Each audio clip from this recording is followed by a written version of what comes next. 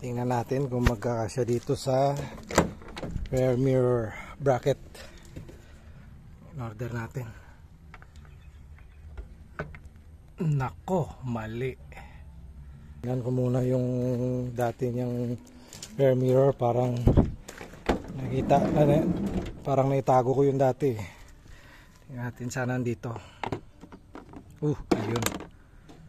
Dito. Ito kasi sira na siya kaya palitan ko na. Tsaka yung dito napakatigas. Ito yung bracket. Buti na lang naitago ko. Yan, ito yung kabutihan ng hindi mo tinatapon yung mga gamit kasi napapakinabangan pa naman. Yan, so buti na lang naitago ko. So yan, papalitan na lang natin ito. So yan na siya ngayon. Yan, so niliha ko kasi medyo malaki yung ganito niya. So yan, okay na siya.